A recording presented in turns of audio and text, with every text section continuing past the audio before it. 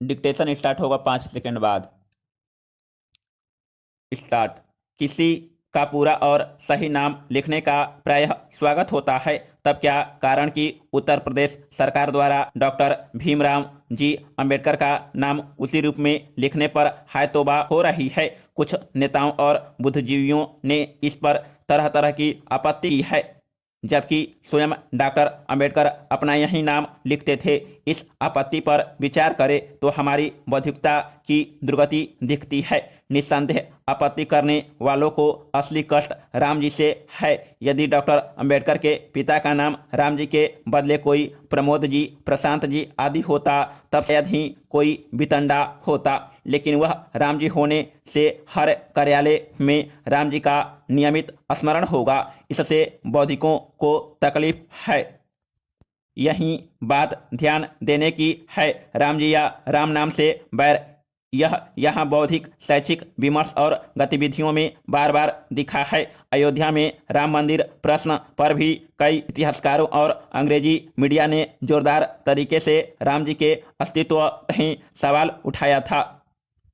1989 में जेएनयू के इतिहास विभाग द्वारा पॉलिटिकल एब्यूज ऑफ हिस्ट्री, इतिहास का राजनीतिक दुरुपयोग नामक एक पुस्तक प्रकाशित की गई थी। रोमिला थापर, बिपिन चंद्र, हरबंश मुखिया, मृदुला मुखर्जी आदि 25 वामपंथी उसके लेखक थे।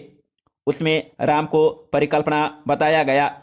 इन्हीं इतिहासकारों और बुद्धिजीवियों की बातों के बल पर फिर अमेरिकी लेखकी वेंडी डोनिजर ने the Hindus and alternative history नामक किताब लिख डाली। इसमें भी राम जी का तरह तरह से मजाक बनाया गया। पैरा। दिल्ली विश्वविद्यालय के इतिहास पाठ्यक्रम में भी 300 रामायण जैसे लेखों के माध्यम से राम जी के प्रति उल जुलूल ही पढ़ाया जाता रहा। फिर जब तमिलनाडु में राम सेतु तोड़कर व्यापारिक मार्ग बनाने पर उद्वेलन हुआ तो तत्कालीन केंद्र सरकार ने 2007 में सुप्रीम कोर्ट में हलफनामा देकर कहा कि राम मिथकीय चरित्र हैं, इसलिए राम सेतु भी गल्प है, अतः उसे तोड़ने में कोई सांस्कृतिक बाधा नहीं है। अभी 4 वर्ष पहले लोकसभा चुनाव के दौरान एक मंच पर राम जी का चित्र लगा होना देश के चुनाव आयोग को ठीक नहीं लगा था, जबकि उसी चुनाव आयोग को अन्य धर्मावलंबियों द्वारा अपने पैगंबर के नाम, धर्म, पुस्तकों और श्रद्धा प्रतीकों के प्रयोग प्रचार पर कभी आपत्ति नहीं की जाती। शासन और सरकार भी उनका ख्याल करते हुए सड़क, चौराहे, रेलवे स्टेशन आदि पर किसी अनजान मामूली तोड़फोड़ से उन्हें कभी कोई संकोच नहीं होता। यह सब क्या बाता है? यही कि राम जी वास्तविक हो या काल्पनिक अथवा केवल एक शब्द, एक नाम, हर हाल में उनकी उपेक्षा होनी चाहिए, उन्हें दूर रखना चाहिए। वह भी कहाँ, भारत भूमि में जहाँ अनादिकाल से कश्मीर से लेकर कन्याकुमारी तक विविध स्थान पर रीतियाँ सियाराम में रहे हैं, वहाँ डॉक्टर अंबेडकर का पूरा नाम लिखने का बौद्धिक राजनीतिक विरोध कितना विचित्र और दुष्टापूर्ण है, जरा सोचना चाहिए। पैरा। डॉक्टर अंबेडकर के नाम में शामिल राम शब्द का उपयोग किए जाने पर आपत्ति जताने वाले यह सकते हैं कि उत्तर प्रदेश सरकार द्वारा डॉक्टर अंबेडकर का संपूर्ण नाम लिखने के पीछे राम नाम लेने का उद्देश्य है, पर वे क्यों भूलते हैं कि स्वयं डॉक्टर अंबेडकर ने इसे वही सम्मान दिया था जो संपूर्ण भारत में सदैव रहा है। उन्होंने हिंदू समाज की चालू कुरीतियों की आलोचना की थी, हिंदू दर्शन या पुराण की नहीं, बल्कि डॉक्टर अंबेडकर तो बौद्ध धर्म में भी हिंदू ज्ञान का अवदान मानते थे। इसलिए जब हिंदू धर्म की अनुचित निंदा होती थी तब डॉक्टर अंबेडकर उसका बचाव करते थे। उनके अपने शब्दों में हिंदुओं में सामाजिक बुराइयां हैं, किंतु एक अच्छी बात है कि उनमें उसे समझने वाले और उसे दूर करने में सक्रिय लोग भी हैं, और इसलिए उन्हें दूर करने के उपाय भी नहीं करते। पैरा। पिछले वर्षों में कौशल संपन्न और बहुपठित लोग जिस तरह आर्थिक दुराचार के मामलों में शामिल होते दिखाई पड़ रहे हैं, उनसे समाज और शिक्षा के रिश्ते प्रश्नों के घेरे में आ रहे हैं। शिक्षा से मिलने वाला ज्ञान मनुष्य को कलेश से मुक्त करने वाला सोचा गया था। यही नहीं, स्वयं में शिक्षा शब्द मनुष्य के चरित्र या स्वभाव में निहित ऐसे मूल्यबोध के निर्माण का परिचय कराता है जो व्यक्ति को सकारात्मक किस्म के परिवर्तन की दिशा में संचालित कराता है।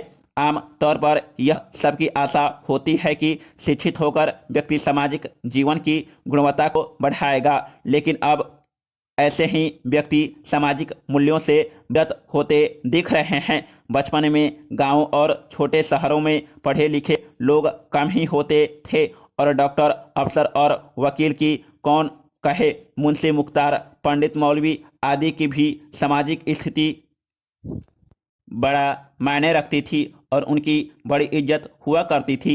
ये रसूख वाले होते थे। इन सबसे यह सामान्य अपेक्षा होती थी कि ये अपने व्यवहार से सबके सामने आचरण के आदर्श सामने रखेंगे। अपवादों को छोड़ देते वे अवसर ऐसे होते थे जिन पर भरोसा किया जाता था और वे भी भरसक निर्वाह करते थे। वे मूलबोध होते थे और झूठ फरेब से बचते थे। इसका प्रतिफल देश का सफल स्वतंत्रता संग्राम था, जिसमें बहुतों ने अपने जान माल की कोई परवाह न करते हुए एक बड़े और सामाजिक उद्देश्य के लिए स्वयं को समर्पित कर दिया। कहना मुश्किल है कि यह उत्कृष्ट किस्म की सामाजिक भागीदारी उनकी शिक्षा की देन थी या उस समय के सामाजिक सांस्कृतिक परिवेश का असर था। पैरा, देश के इतिहास में ऐसे महानुभावों की एक बड़ी तादाद है जो पढ़ लिख कर वकालत आदि में व्यवसाय से खूब पैसा कमा रहे थे। 30 पर भी देश हित में सब कुछ त्याग कर स्वतंत्रता की लड़ाई में कूद पड़े और ऐसा देश के कोने कोने में हुआ। यह सब अन्यास नहीं हुआ था। बहुत सारे आकर्षण को छोड़ इन लोगों ने खुशी खुशी जानबूझकर कठिन, अस्पष्ट और किंचित असुरक्षित जीवन का वर्ण किया।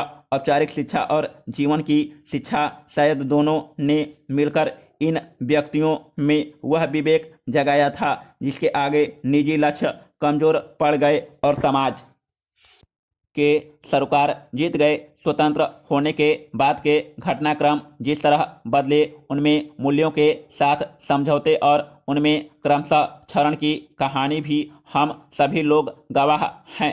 शिक्षा में बड़ी आशा थी कि वह मानव मूल्यों के लिए प्रतिरक्षा तंत्र का कार्य करेगी, इसलिए उसमें एक स्तर की शुचिता और गुणवत्ता का बना रहना बेहद जरूरी था। पर हमारी कोताही के कारण ऐसा न हो सका। नवाचार, सृजनशीलता और मौलिकता आदि के लिए अवकाश ही नहीं बचा। शिक्षा की व्यवस्था प्रवेश और परीक्षा के मकड़जाल में फंसती चली गई और उसकी प्रामाणिकता घटती गई।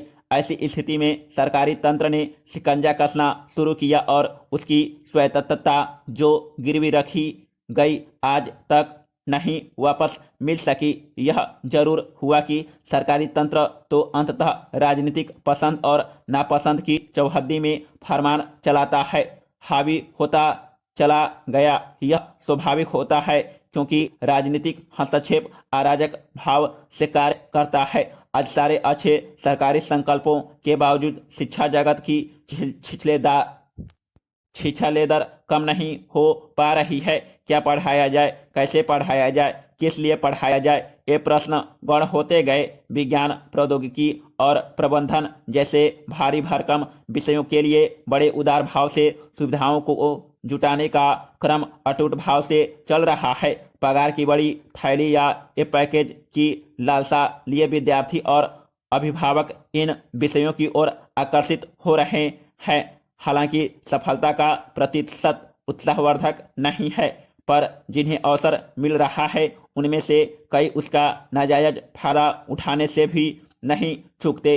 फलतः कोई दिन ऐसा नहीं गुजरता जब धार्मिक दुराचरण का कोई मामला सामने न आता हो। पर यह सही है कि शिक्षा की प्रक्रिया समाज द्वारा पोषित होती है, पर उससे यह अपेक्षित नहीं है कि वह शिक्षित व्यक्ति के रूप में रोबोट जैसे लोग तैयार करे जो सामाजिक यथार्थ की प्रतिलिपि के हिसाब से काम करे। उससे यह भी अपेक्षित नहीं है कि वह अपने परिवेश के साथ सिर्फ अनुकूलित करने की योग्यता विकसित करे।